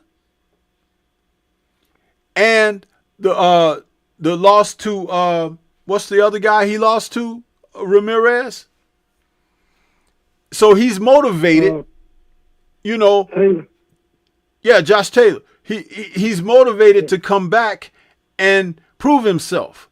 So Devin is going up against someone who has an axe to grind like him, even though it's not personal toward him. But that's what you want out of a hero, to take on challenges. And so when he goes out there, and what is Ramirez noted for offensively? He has decent hand speed, strength and power, but he has a strong left hook. Now, everyone talked about, I can't unsee Devin getting hit with the left hook from the Ryan situation. Though the left hook from Ryan, as salute to Clarissa Shields, she said it, that was a steroid left hook. It was a dirty left hook. So the speed and the power placed behind it was not natural. It wasn't. It was obviously vacant last night, wasn't it? Yes, sir. Or Friday night, rather. But I digress. So Devin, knowing this about Mr. Ramirez, he goes out there and he utilized something that is always the Achilles of the Mexican style. A mobile, athletic ring generalship display of a fighter that can do more than one thing. A fighter that is more multifaceted. A fighter who has an arsenal, an array of punches that are not just the simple 1-2 or the big right hand or the big left hook, but a guy who can throw combinations. A guy who can go on the inside and a guy who can be on the outside. A guy that can dictate the tempo and a guy that can let the fight come to him. That's Devin. Yes, sir. What he displayed was something that Ramirez was not going to be able to deal with over 12 rounds. And that is a guy who's not going to be available for Ramirez. And if the Mexican trainers and coaches would teach their fighters to be more versatile in how to cut the ring off for when someone just doesn't stand in front of you, that's the beginning of being educated enough to be able to resolve issues that you find it presently hard to overcome. But I guarantee you, had Ramirez been a complete fighter who is capable of doing those things, then Haney, with his versatility, would have been able to do something else. But if it's not required, why go into the drawer and reach for a tool when your wrench is working just fine? Absolutely. Absolutely. So, Hey, Stormy, can I read you something that you might have already seen it? Stephen Edwards, a post he made. go ahead, please. Go ahead. I didn't see that yet because I pay attention to what he says. Go ahead. Yeah, he just basically quoted. He said, too many media people defended that positive TED result by saying Haney didn't know how to defend the left hook. In a game of inches, that take was never okay. And that's from Stephen Edwards. Now, Breadman, listen. Right. Now, Breadman, I've always said this about him. I respect his knowledge of boxing and everything and how he goes about, being a coach and trainer. And I would love to have a conversation with him one day. But did I not just say kind of similar, but I took a longer route, right? Did I not just say something similar? And I didn't see that quote. I hadn't seen it until you read it to me. I was totally unaware of it. But didn't I just say that? Yes, sir. Yes, sir. Now, Devin keeping Ramirez out of the fight, it wasn't his mobility that kept Ramirez out of the fight. Do you know what kept Ramirez out of the fight that Devin was doing? What's that? They trained for Devin that fought Ryan. Because even after being hit by certain shots from Ryan and everything, Devin was aggressive. He was in pursuit of Ryan, and he was still coming. Even after getting knocked down several times, he gets up and he's back at it. He's in the fray. He's mixing it up. They were trained for that. And out of that would be born an opportunity for Ramirez to be effective with his best punches, the left hook and body work. Well, speed kills. That's one of the old adages, huh? Speed kills. So Devin's hand speed being far superior, but not throwing the typical punches that a plotter like a Ramirez would be anticipating. Your jab, your right hand, your left hook. There's counters to those shots. If you're throwing a jab, the counter for that jab could be the guy's right hand over your jab, or to jab with you, or to hook when you throw the jab. That's 3 different shots that a fighter can take off of one punch being thrown. Devin wasn't throwing the jab like he normally would do. Devin was feigning, moving, slipping and sliding, and then would throw right hands or left hooks, which is an unorthodox combination if you lead with the right and come back with the left. Or if you're hooking off of someone's movement, that's a quick shot that they catch, and they have to, it'll disrupt the timing because you're fast enough to get the shot off when a person closes within a certain distance. So he might be trying to jab his way in, but you're catching him with that hook. Do you understand? And so you've disrupted what he had trained and prepared to do, which was why he was in between the circumstances of what do I do now? Because he wasn't able to make an adjustment to what Devin was doing. Many people saw the movement of Devin. What I had said when I was watching the fight, I was like, he just needs to punch a little bit more. Why? Because to build the points, not to please the crowd, but for the points. But they were giving him the points, which was great to see because he won that fight in a wash. But you can't always depend on your judges to be that way, which is why I was thinking, in my mind, I wanted to see him punch more. But I don't have a criticism of how he fought because I know that that's not how he's going to fight every fight. And when it's working for you, why change it? It was up to Ramirez to make a change, and he wasn't capable of doing that. Yeah, and the thing about the thing about Devin, you know, it on several occasions, Stormy, I seen him let off like 2-3 punch combination, and it was brilliant. I'm talking about like I ain't never seen. Yeah. You know, it's there. You know what I'm saying? Like you said, all he had to do, because in my opinion, like you said, it was working, but in my opinion, he left a little bit on the table, and that's what you're saying. He should have threw a few more punches. He left a little bit on the table. He basically could have picked Ramirez apart. Yeah. He was there for the picking. Yeah. Absolutely. And see, those are the kind of things that, again, if you're making assessment from a boxing standpoint, you understand what you're looking at. If you're making an assessment based on, you know, where your biases and prejudices lie, then of course you're going to be more harsh toward that because what you want is not transpiring. But what you want, you have no control over. The fighter in the ring should have to want what you want too and try to implement that during the fight. And Ramirez was not capable of implementing what people wanted to see. And that was to see Devin get beaten up or be in a situation where he's at a disadvantage or something like that. Well, it's too bad. You understand? Because that's not something that he was going to allow to take place.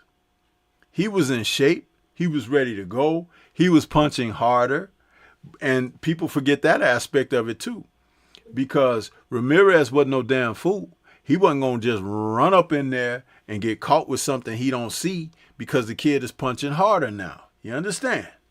Fighting at the higher weight and the better hydration. So it's like all of these factors, you know, they come in, but people can say what they want to say. And most of the people who argue the point that Devin had a poor performance, those are people that didn't necessarily want to see him be successful to begin with. Right. That's okay. Right. You know, because even the old trainers would say sometimes, win this one, look good next time. In other words, if you got to win ugly, but at least you win. If you could swim without getting wet, like Najee Richardson used to say, do that. But don't ever worry to be caught up on what these ninjas say out here in their rhetoric and all of that, because it's self-serving.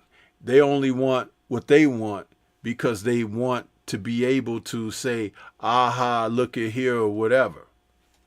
Always maintain the disciplines of you having both hands on the wheel. Don't let the passenger be trying to take the wheel.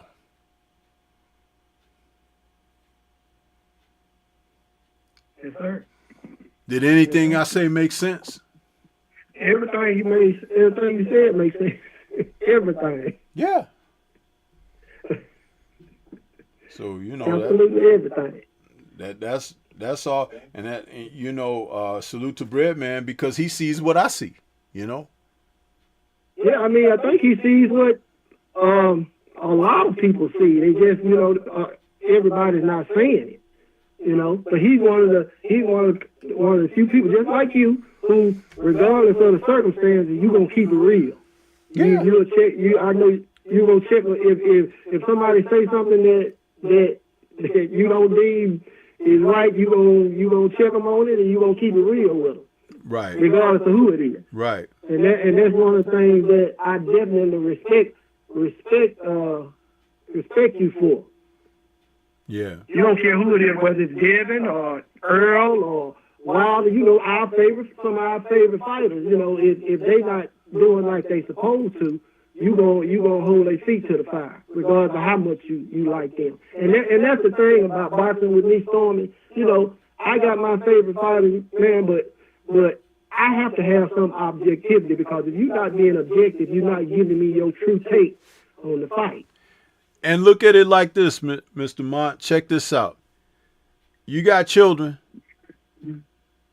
Children and grandchildren. Okay, you got children and grandchildren. That's even better. You would not be the father and grandfather that you need to be by not telling your children and grandchildren right from wrong. Absolutely. So, because you tell them right from wrong, that's how it is proven that you love them. Right. With my favorite fighters, or the fighters that I support, the fighters that I endorse, I would be remiss to not stand on the principles of what I'm about by not being able to be objective in my assessment of what they do. See, understand, we live in a time now that just because someone doesn't speak in a favorable sense, one is quick to say you're hating on me, or you're hating on so-and-so, or you're just jealous or whatever. You're judging me. In order to be able to have objectivity and critical thinking, I should be able to make an assessment without feeling or emotion attached to it, to express and articulate what my perception may be. It may be disagreeable to you, but that does not mean that I am judging you. It does not mean that I have hate for you. It does not mean that I am being disrespectful of your position. But if there be a shred of truth in what I say, shut the fuck up and pay attention and absorb some knowledge from the universe. Real talk. Yeah. Yes, sir. Yes, sir. Well, Stormy, it's been a pleasure, my man. I always wanted to catch your show and call in and chop it up with you. Now I've done it now, and my day is made. Yeah, you have to call back now. You don't just, it ain't no one and done type mess over here, man. I got to hear from you some more. Because, see, you bring some good conversation out of me. That's all. I keep telling people that's what this show is for us to be able to understand this. It's one thing when I'm doing a live and I'm sitting up there talking and presenting my show, whatever the subjects in there. But the call-in show is for us to interact and to be able to have exchanges about this sport that we profess to love. And if you don't have that, then there's a limitation on what can be achieved or whatever. But when we have these conversations, man, it's almost 200 people watching this show today. Okay? So that means something, even though most of them out there are just peeping through the blinds and the bushes. But that's okay as well, because at the same time, you can bet your bottom dollar that they're taking something positive away from here, even if they here for negative reasons. Yeah. For sure. For sure. So. All right, well, Storm, I'm gonna get on over here, man. Like I said, it's been a pleasure, and I'll definitely be getting back with you, man. You take care of yourself, and you enjoy the rest of your day. All right, you do the same, Mr. Mon. I appreciate your call, brother. Take care. All right. All right. Bye-bye. Peace. Yeah. Great call from the OG, Mr. Mont. And I got a cash out from EJ out there again. He says, Ramirez never adjusted or got into any rhythm. No, he did not. And that was all because Devin kept control and dictated the tempo of the fight. See, that's what happens. When people like Devin are out there doing what they do, you have to adjust to that and put him in a position where he has to make a second adjustment. Yeah. So, but appreciate you, EJ. Thank you for that cash out, brother. I didn't forget. I was just cooking with the OG Mr. Mont, and I wanted to acknowledge that. So, but yeah, we are coming down now to what I would consider the end of the show, man, because we cooked today. We cooked.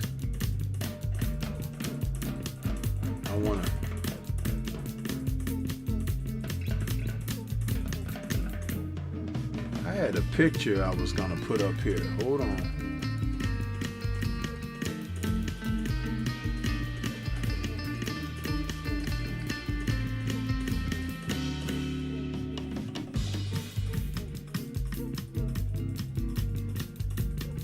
Yep.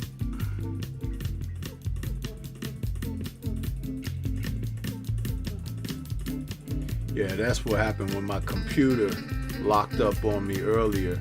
I had an image I was gonna share on the screen, so I'll do it now before I get out of here. Yeah, let's see if I can put this up here.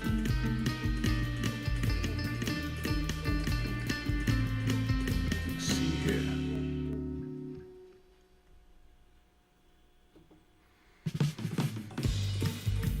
boy.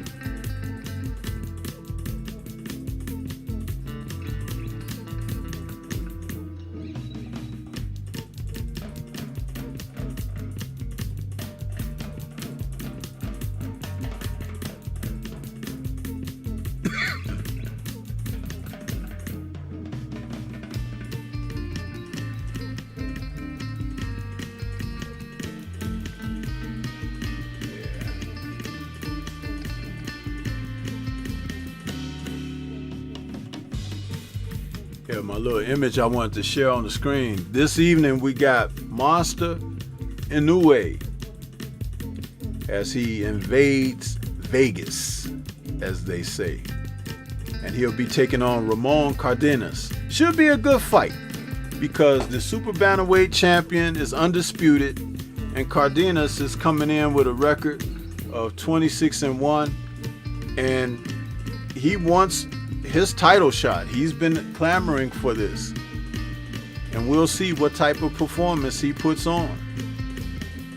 So, you know, look forward to that. That'll be this evening, broadcast on ESPN. So you won't have to go far than your ESPN app. Cardenas is 29. He's an orthodox fighter. He's 5'5", the same height and reach as Inoue, 67. I hope that it be a good fight, man. I hope that they kind of cap the weekend off with something that, you know, we can really enjoy. Hopefully. So, hey. But,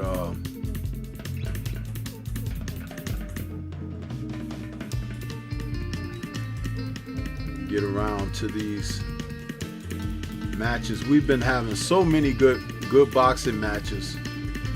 Can't complain at all.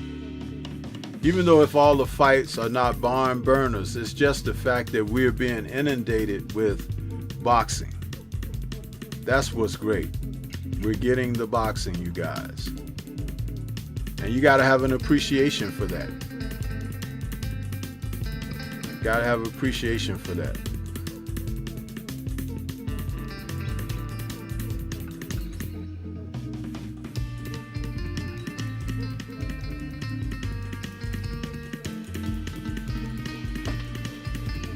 So, with that being said, let's see if we can hear from my man, the Focus Ball.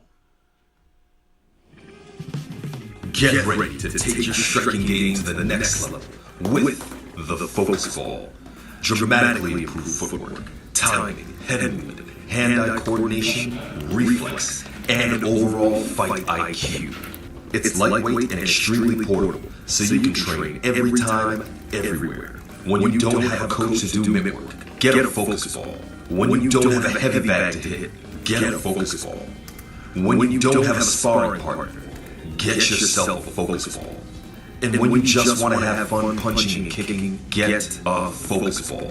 When you train with the Focus Ball, you train your eyes and your brain to read punches so that you can hit and not get hit, making this very simple device a must-have for all combat sports athletes and enthusiasts alike. So if you want to take your striking game to the next level, don't wait.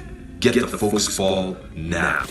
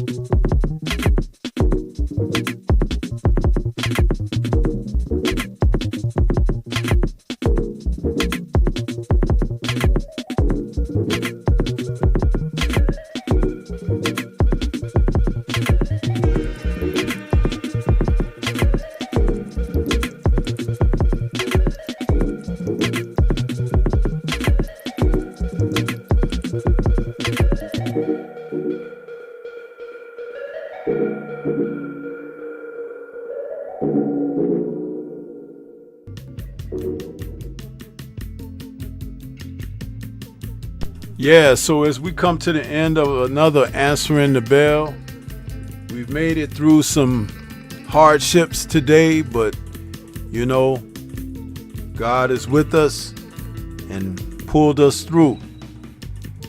Woke, what's happening to you? Yeah, what's going on? I appreciate everybody that hung in there with me today. It's been a little bit of a effort, extra today, but we're finishing up. So there's one more fight card this evening, ESPN, Inoue versus Cardonas. And just enjoy the fights, guys. And we'll be back next week with another Answering the Bell. I want to say shout out to the mighty LDBC. And we will catch you guys on the next one. Peace to everybody.